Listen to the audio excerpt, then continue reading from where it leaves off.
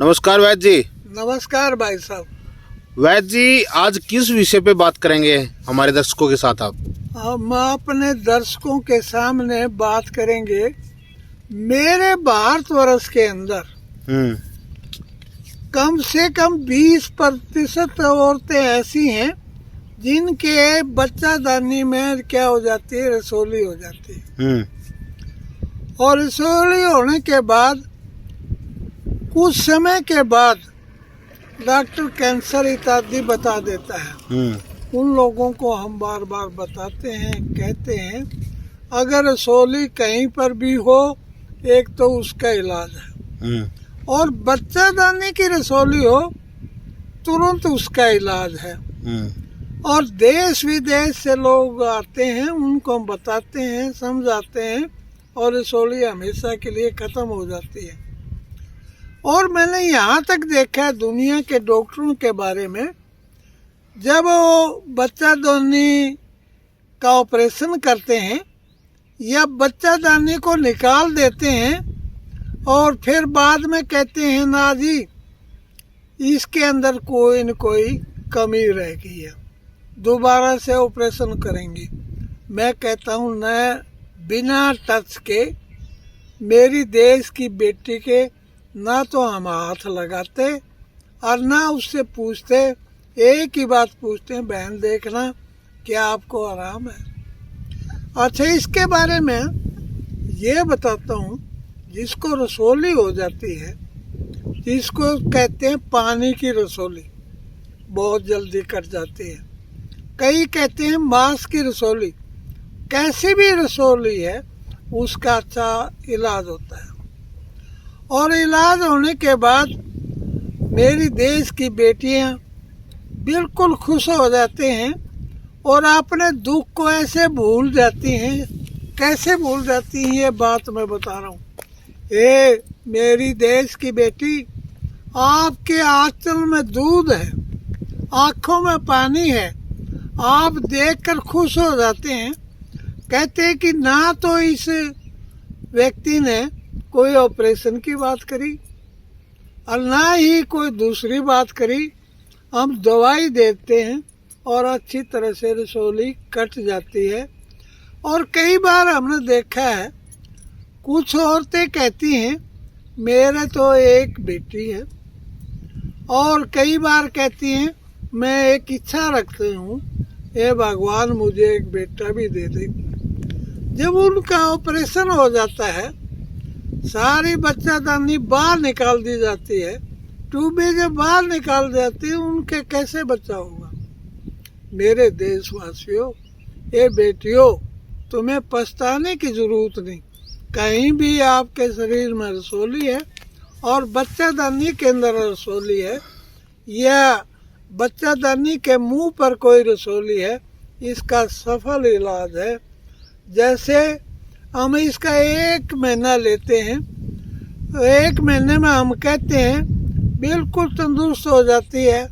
जब दवाई खाने के बाद और वो जाकर डॉक्टर से कहती है श्रीमान जी मैंने तो चेक कराना था, मेरे को पानी की रसोली थी या मांस की रसोली थी, ये देखिए है या नहीं। वो कहते हैं नहीं, तो इसमें भी हमें खुशी होती है। मेरी देश की बेटियां बिल्कुल बच जाती हैं, ठीक हो जाती हैं, आगे के लिए कभी नहीं होती। जिस देश के अंदर संभालू के कांटे हों और सेंबल का गूंद हो, ये दोनों के दोनों औरतों के लिए एक रामबाण औषधि है। सबसे पहले आजकल बेटियों के चेहरे के ऊपर कील मोहसे हो जाते हैं, उनके लिए है संभालू के कांटे। इनको अच्छी तरह से पीस लेना चाहिए सिलबट्टे पर। बकरी का दूध हो तो सबसे उत्तम, नंबर 2 है गाय का दूध। अच्छी तरह से पीस करके हम क्या करते हैं, उसके चेहरे पर मालिश करवा देते हैं, जो अपने आप कर लेती है। संभालू के जो कांटे प्रयोग होते हैं, परंतु पुराना वृक्ष के कभी कांटे नहीं होते। नए नए जो वृक्ष होते हैं उनके कांटे होते हैं। और मैंने ये भी बता रहा हूँ, सेम्बल के जो कांटे हैं, नए वृक्ष के कांटे हमने लेने चाहिए। सेम्बल जितना भी पतला वृक्ष होगा, ये काफ़ी भारी वृक्ष होता है। पहाड़ों पर तो और भी बड़ा हो जाता है, और कम से कम 150 फुट की ऊंचाई हो जाती है। उस वक्त ये वृक्ष से कम काम में आता है। इसके फूल जो लगते हैं, इसका स्त्री केसर या पुम केसर की अच्छी तरह से सब्जी बनाकर खाना चाहिए। और जो ये पौधे हैं, उनके लिए हम कहते हैं ज़रूर से ज़रूर इसका सेम्बल का गूंद को प्रयोग करना चाहिए। तो अच्छी तरह से यह क्या करता है, रसोली को भी काट देता है और अन्य रोगों में भी औरतों के लिए रामबाण है। परंतु हम क्या करते हैं, पता होता है नहीं, तरह तरह के लोगों से इलाज करते हैं और आखिर में उन्हें पछताना पड़ता है। जो ऑपरेशन के बाद डॉक्टर कहते हैं कि रसोली तो ठीक हो गई, परंतु आप कभी भी संतान पैदा नहीं कर सकोगी। उन बेटियों के लिए ज़रूरी है वो अपने आगे के भविष्य के बारे में सोचें और रसोली का अच्छी तरह से इलाज कर लें। और दवाई मैंने आपको बताई है, संभालू के कांटे, जिसके कांटे होते हैं, छोटे वृक्ष इतने मोटे हों और उनके साथ बड़े वृक्षों का कभी प्रयोग नहीं करते, और लोगों को बताते हैं या कहते हैं ज़रूर से ज़रूर सेम्बल का गूंद अच्छी तरह से प्रयोग करेंगे तो रसोली भी कट के बाहर हो जाएगी।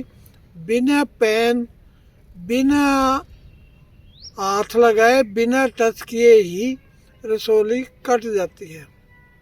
और उससे मेरी देश की बेटियां काफ़ी खुश रहती, तो मैं ऐसा करता हूँ। अच्छा, जिस बहन को या जिस माता को रसोली हो जाती है, हाँ, उन्हें किस तरह के परहेज रखने चाहिए ताकि वो ज़्यादा फैले ना, बड़ी ना हो? उनको शुद्ध आहार लेना चाहिए, समय पर भोजन लेना चाहिए, और हरी सब्जियां या चने की मेसी रोटी खानी चाहिए। चना क्या है, रक्त शोधक है और पाचक है, अच्छी तरह से खून को साफ करता है। चना हम कई रोगों में प्रयोग करते हैं। जैसे मेरे पास अब सोराइसिस के मरीज हैं और उनको इलाज हम करते हैं। 1 महीने तक उनको हम क्या खिलाते हैं, चने की रोटी और गाय का घी खिलाते हैं। और वो जो 5 मरीज हैं इस वक्त सोराइसिस के, बिल्कुल ठीक हो जाते हैं। चना क्या है, रक्त शोधक है, पोषक है, और रक्त शोधक होने के साथ साथ खून को भी साफ करता है, जिससे हमेशा के लिए ठीक रहते हैं। प्रणाम।